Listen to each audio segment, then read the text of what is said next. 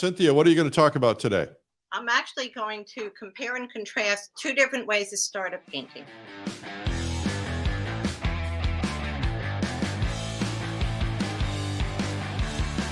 So I'm going to start with this image. That's the reference image. All right. Just clamp it up above, and we're going to go.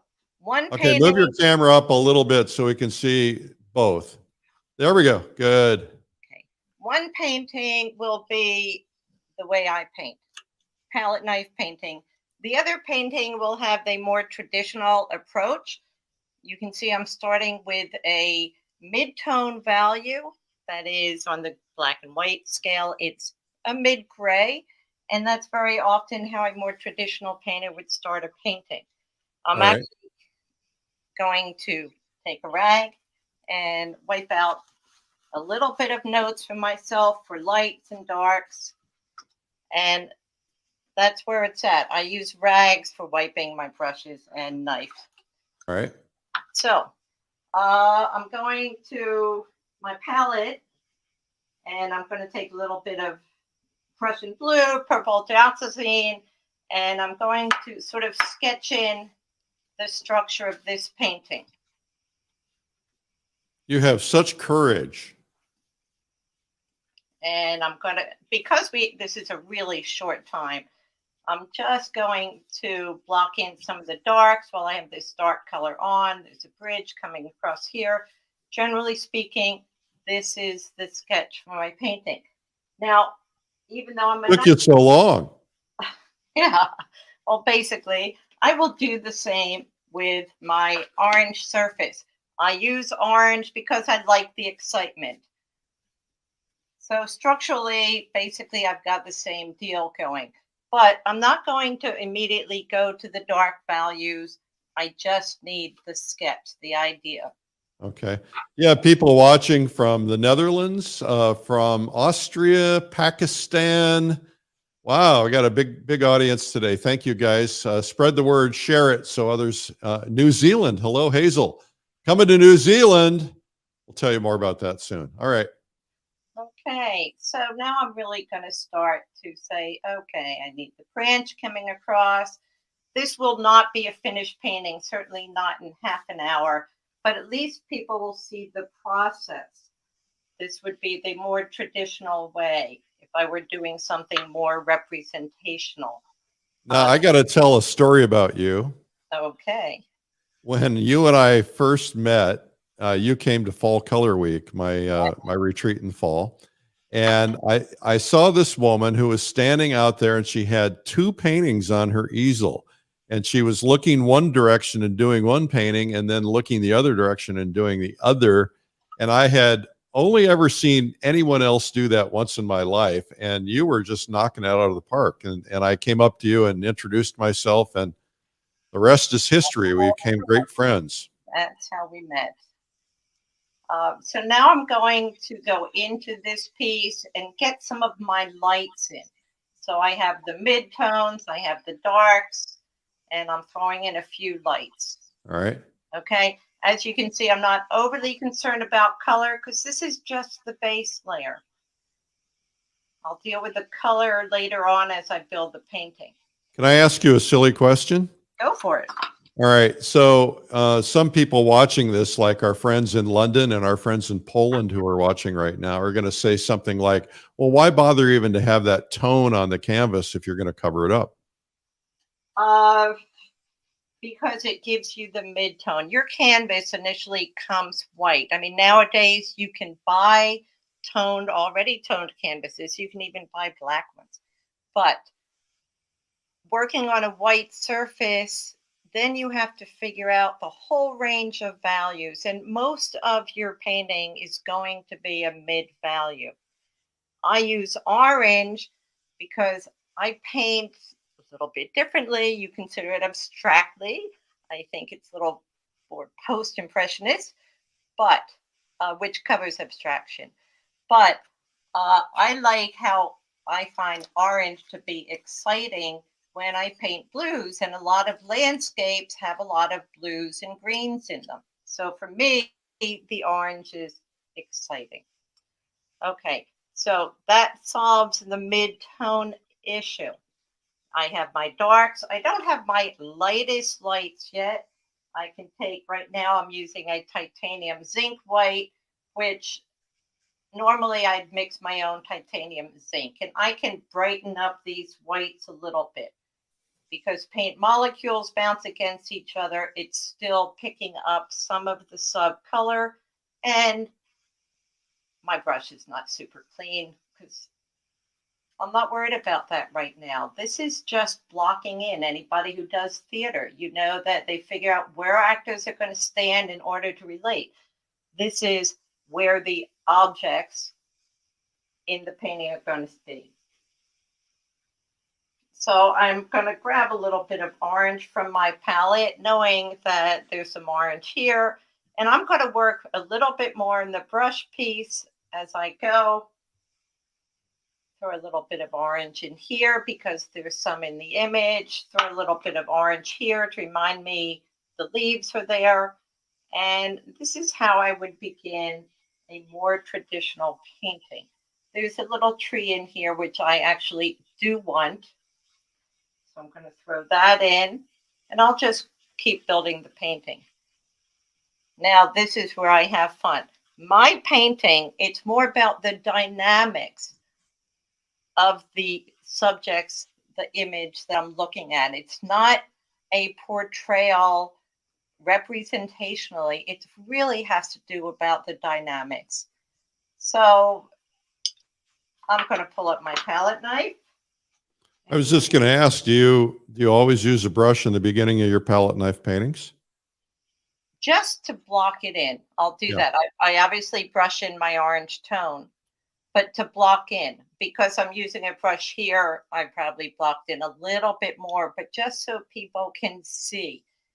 In my mind, all I would have to do is this curve, this arc here, which a lot of the British painters would use to help keep the viewer into their painting. I mean, corners are fairly irrelevant.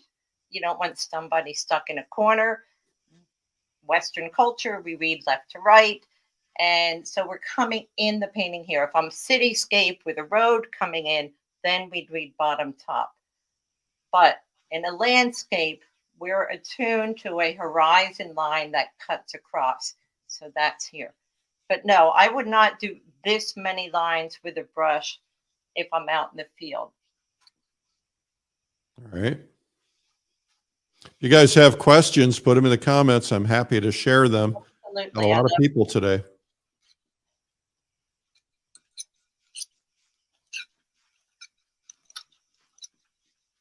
I was out. I don't remember. Was it last year, or the year before in the Adirondacks? You came up, and I went into the woods in this one spot where all the Hudson River school painters painted, and there you are in the woods with a what would you say, 40 by 60? I think it was a 3 by 4. It might have been a little larger. I don't know. The painting has sold, so, and I'm not really good at keeping track of all that stuff. Yeah, but it was giant. It was, here she is painting a palette knife painting in the woods, this giant painting.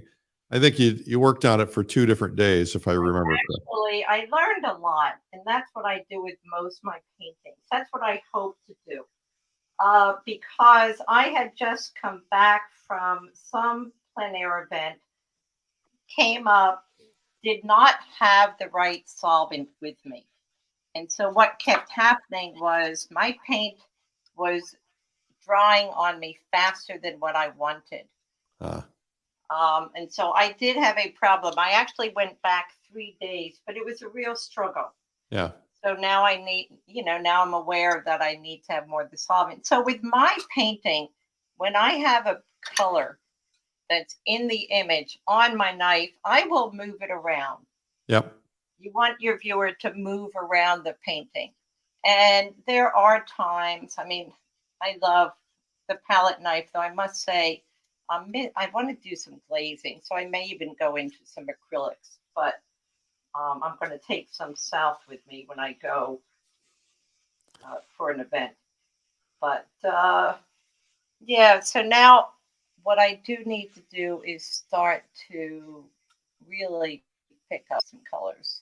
And I Here's a will let the orange show through. here's a question from Andy Gonzalez, who says your darkest dark is made up from what colors? Right now, this is just Prussian blue and purple dioxazine. Okay. All right. Okay, so if I want to go more of I mean, I don't carry black. I don't usually carry greens, but there are so many pretty colors on the market I know. that I I know. can't help but buy some. I like pretty colors. Yeah, me too. Hello to the Lake District in England. Francis, welcome. Unisa from Pakistan. Shabuha from India. I'm sorry, I probably botched your name. Unisa is asking, what solvent do you use? This is so for the palette knife. I mean, there are so many beautiful colors. All the different manufacturers really make some stunning colors. For the palette knife, the paint that I found was the most dense was the Gamblin. So I use the Gamblin products, and I use Gamsol and Galkid mix. But in really cold winter, the solvent-free gel works better. I actually had a Facebook friend from out west. We've actually painted together. Tell me about the solvent-free gel working better in the freezing temps. Yeah. I use the solvent-free gel exclusively. I've taken solvents out of my life entirely. I don't even use it to clean brushes because I just don't want to take any risk with my health. Right, but don't you find that it's awfully slippery in the heat? If you paint in the heat, I have found that my paint slides all over the place. I don't, because I'm very, I put very small, minimal amounts in, and sometimes I don't even put it in. Sometimes I just paint with Paint paint. more from the tube. Yes. Yeah. And that comes down to having something that works well from the tube. And it depends on the color, right? You know, when you got browns, they kind of they dry real fast, they get clunky, and you need to thin them out. Right. So I will say, as I'm doing this, it is me painting.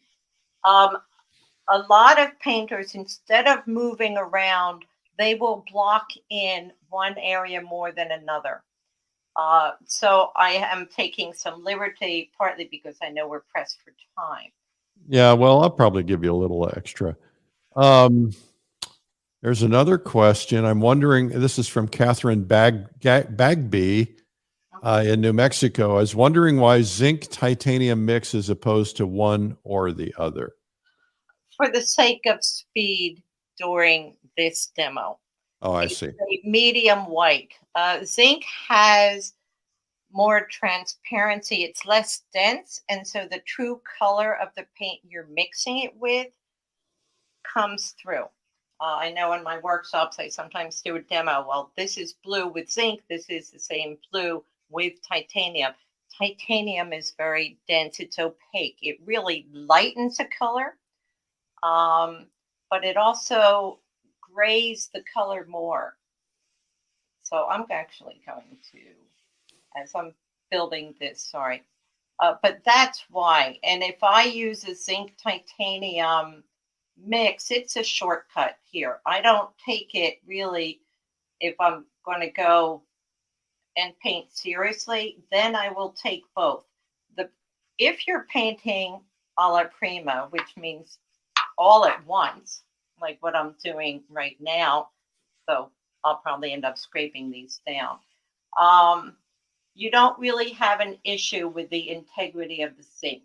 But if you paint today and the painting dries and you come back to it next week and you try to use zinc over your base, well, the zinc does not breathe as much and it's going to crack. It's more brittle a paint. So there's a whole big deal about zinc not being great for that use. You also have to look at your tubes, because sometimes it will say it's titanium white, but it's really a titanium zinc mix. Right, but I asked Michael Harding, I asked Gamblin, I asked number of manufacturers. Actually, at the plein air convention, maybe my first year there, and they said today's zinc is so well made that you don't have much of an issue. But as I said, it is more brittle. So over time, you will get tiny cracks in the painting if you paint, with layers that are some dry and some wet. Here is a question from Kalika, who says, since titanium white cools the mix, does zinc white also cool it? Not as much. Okay. Not as much. These are great questions. Yeah. We have a great audience. Pat yourselves on the back and give Cynthia a thumbs up or a heart while you're watching, and make sure you share the broadcast so other people can tune in and find it. All right. So in case you just tuned in, Cynthia is showing two ways to start a painting, and one is she's doing a brush painting, the other is a palette knife painting, and she's doing them simultaneously. All right. Doesn't mean they'll be great. They're always great. Oh, You have such a great feel for things. They're always great.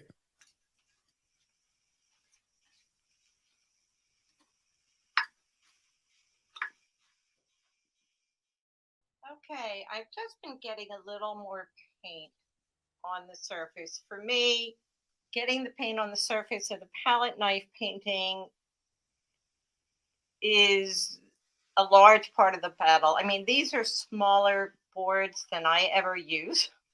I don't like painting this small. And I've gotten a little bit more color in here.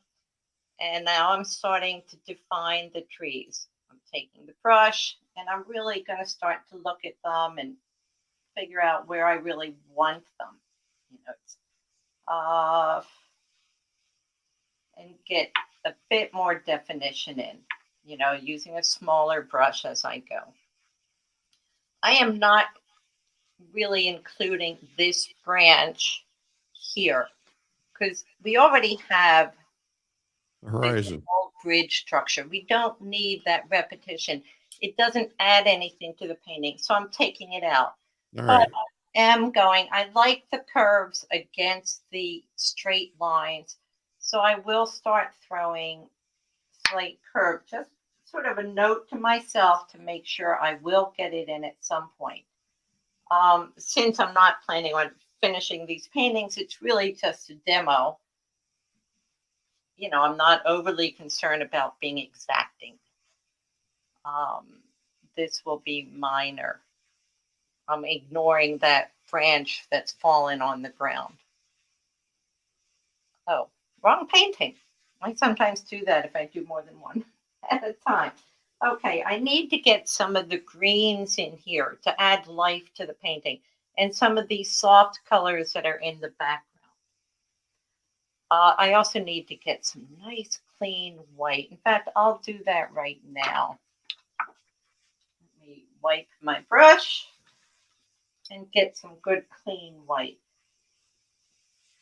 This is where I would definitely use titanium, only titanium, in a real painting. I would not. Pure white, no color mixed in. Correct.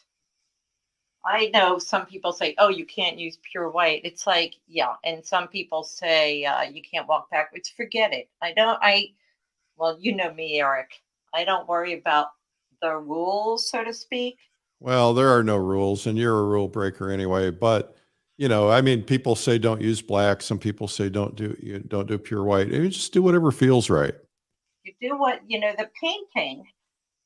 You step back and you look at your painting, and your painting's going to tell you what it needs. Yeah. Yeah. The minute your paintings start talking to you, it's about time to have yourself committed.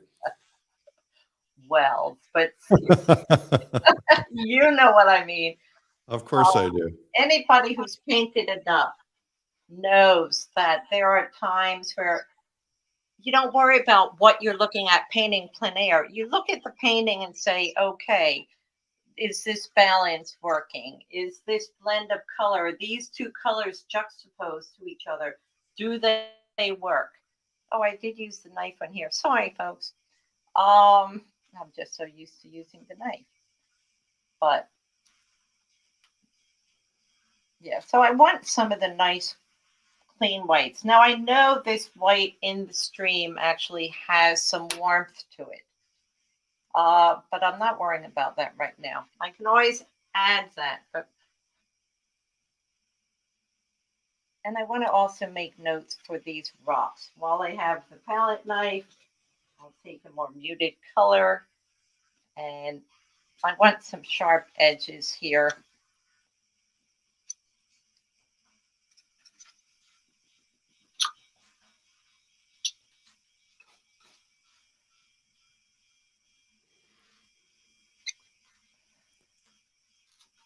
Am I going to worry exactly where the rocks are in the photo? Absolutely not. You know? Well, the one thing that I think that beginners fail to understand is that your photo reference is just a reference. It's not designed to be copied exactly, and you can move things around as you wish. Move trees, move anything. Totally. Absolutely. If you're painting the White House, unless you feel like abstracting it, well, then it should look like the White House. If you're doing someone's portrait, I mean, Gertrude Stein sat for Picasso hundreds of times, and it actually took him many, many years.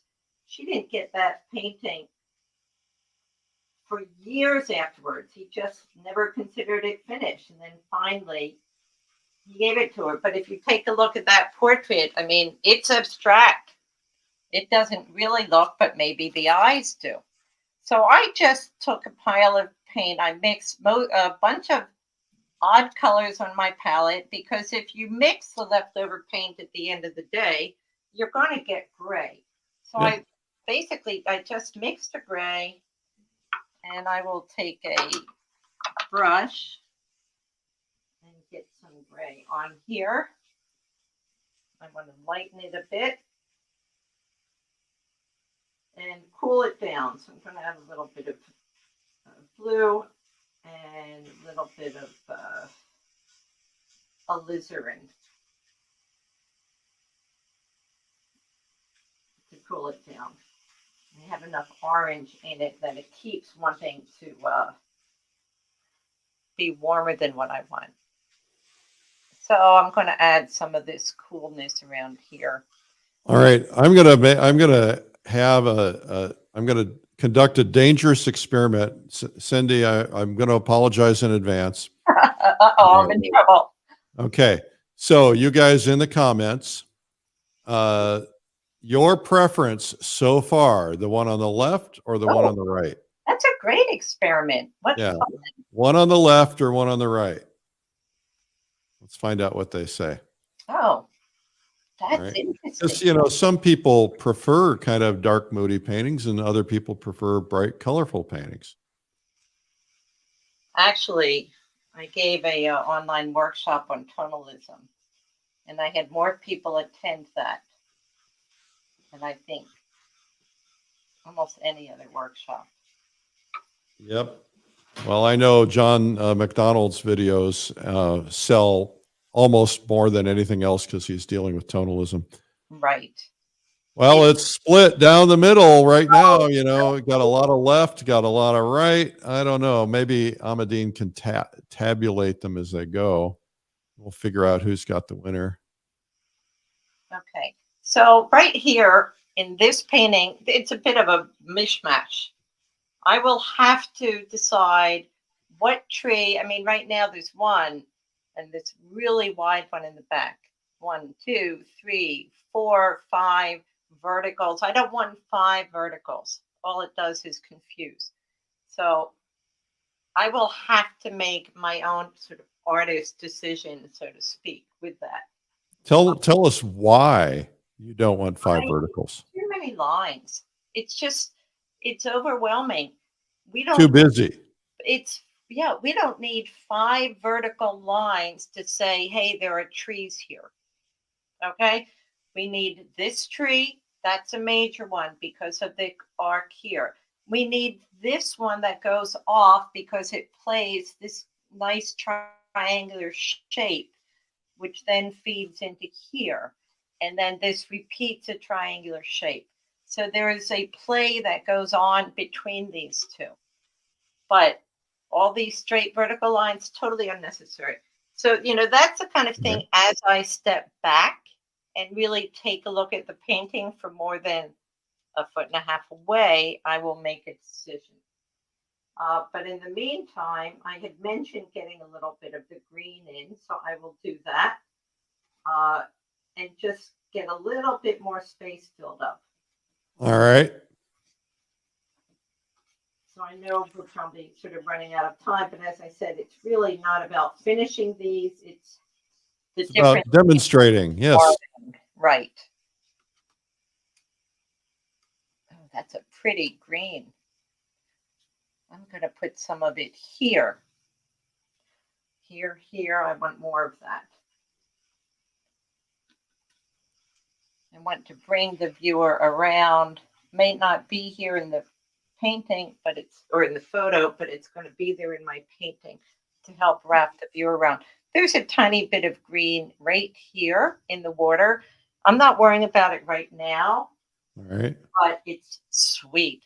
So, I think we have a politician in our midst, needs to run for office. Kelly McKinley Hansen says, I like the tone on the left, but the bounce on the right. well, there you go.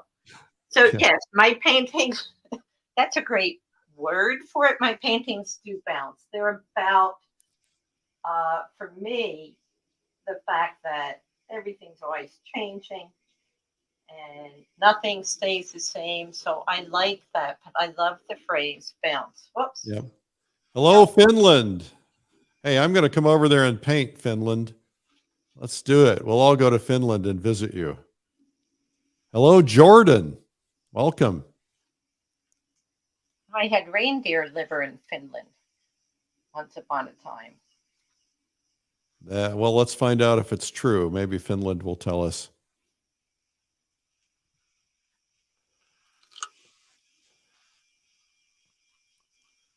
All right. This is exciting. Okay. Now, this is probably the first time anybody's done two paintings simultaneously on the same show.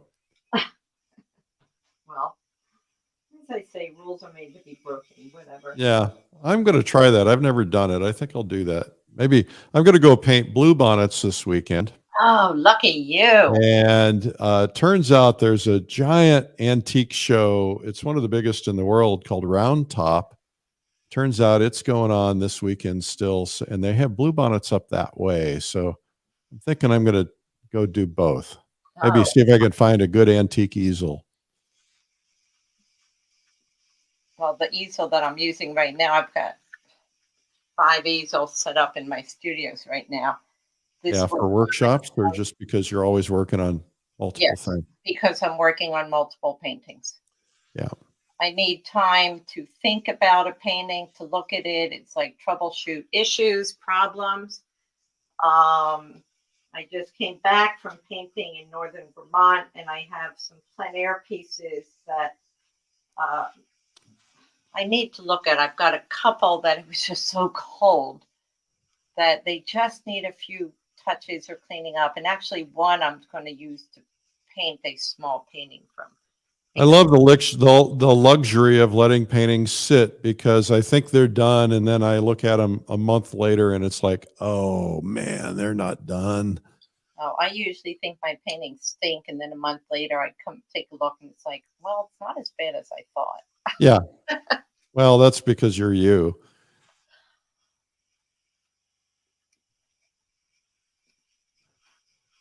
I was painting up with Melanie Barash-Levitt, and she said, oh, I like your paintings. And I was saying, oh, God, they're horrible.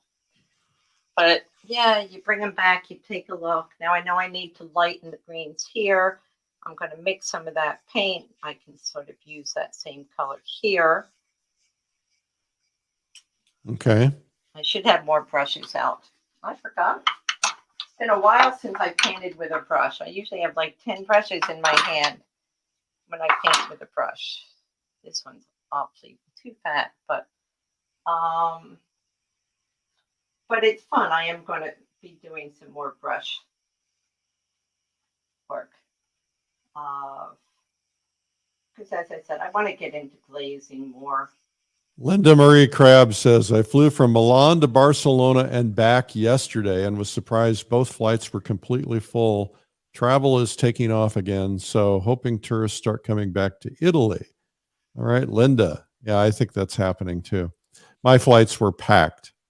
And by the way, there are a lot of flights again, although I'm sure they're not as many as there were. Did they require masks? They did. There's still a national mask mandate, but that sounds like I gotta tell you, my son just got COVID after all this time because a friend of his had flown in from California and did get COVID on the flight. Stayed in Manhattan with my son, and lo and behold, 2 days later, his friend got COVID. Ian is now just recovering from COVID. Yeah. Well, and Ian is like Mr. Immune System. He works out. He's got muscles bigger than my brain. Not bigger than your brain, dear sir. Oh, yeah. Anything's bigger than my brain. Yeah, well, I got it too. I had it, and it was pretty mild, most of it. You're lucky. Yeah, my son-in-law had it. It was the Omicron, and so that was also mild. Yeah, the Omicron seems to be pretty mild. All right. Well, I think we're going to run out of time here, Cindy. Why don't you come back on camera so everybody can meet you in case they tuned in late? Okay. All right. Yeah. But anyway, people can see. I mean, look at the difference with the brush. And I haven't even gotten to the ends, the details, versus what you do with a palette knife. So that's sort of why I wanted to show both. Well, that was nice and smooth. Just moved that camera and there you are. Well, Cindy, I just want to tell everybody you've got a couple of videos out. I mentioned that earlier, but you have 2 palette knife painting videos. One is on still life and the other is on plein air painting. And so if you guys, and I got to tell you something, I don't know if you told me this, I think you did, but it may have been Michelle Byrne. It was Michelle Byrne. Michelle Byrne used to be almost exclusively a brush painter. And when she became a palette knife painter, she said, all of a sudden my paintings started flying off the shelves, that she couldn't keep them in stock. What say you? Oh, the color. No, my paintings do really well. I go to these events. There are a lot more traditional painters. And I'd only do a few events a year. And I'll only go, leave the grandkids, leave my new puppy. You got a puppy? I got a puppy. Where is he? Bring him on camera. We like puppies. She is so shy. She's a little rescue. Hold on. Of course. We love rescues. Oh, come here, baby. All right. We're waiting for the puppy. Yeah. Oh. That's Willoughby. Willoughby. How old is Willoughby? 4 months. There we go. All right. Hi, Willoughby. Do you want a treat? She is all trouble. Oh. She'll be the pup on the dining room table. She digs, she jumps, but she's a sweetheart. All right. Well, now you're not going to be able to travel anymore. Well, no, I have a deal. Actually, I am a puppy sitter during the week when my daughter and son-in-law are working because they also have a pup. So this is like puppy daycare. I've got puppy toys on the floor, grandchildren toys on the floor, everything. But when I travel, my daughter will take care of Willie. All right. Well, Willie's a sweet dog. He is. All right. Nice meeting you, Willie. All right. Well, Cynthia Rosen, thank you so much for being on today. It was a pleasure. We learned about 2 different ways to start a painting, and you rock. You always rock. I'm always looking forward to seeing you. When will I see you next? Fall Color Week. Color Week. I have events and a family gathering during the convention. I'll go to the convention in Denver. And I can't do the Adirondacks for the same reason this year, but I will go to Fall Color Week in Maine, and I'm looking forward to it. Well, that's going to sell out pretty quickly because it's, in Maine we have very limited attendance, so that's going to be fun. And just tell everybody real quickly your perception of Fall Color Week to somebody who never has been, because people can set up and paint next to you or other people who are prominent. These events, we all paint together. Yeah. There's, we learn from each other, no matter what experience you do or don't have. And it's great. Look, I'm coming up from Virginia. I'm actually going to miss Vermont fall foliage in order to go to Fall Color Week in Maine. Wow. I'll have the fall colors there, plus the ocean. Can't beat it. Yeah. Yeah. Well, and the ocean is literally right out our back door, which is going to is really wonderful. Can't wait. And All just right. a quick note, my still life video is a far better teaching video than the plein air one. Anybody knows we go paint plein air. It's a toss up whether it's going to be a good painting or not.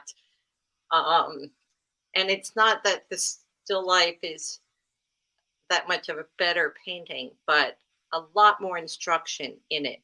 I talk the whole way through exactly why I make what decision. All right. Well, that's good. Well, that's at painttube.tv, the palette knife, and the one that you say is, I thought the first one was very good. So maybe you're being too harsh on yourself. Anyway, Cynthia, thank you. And thanks for sharing your puppy.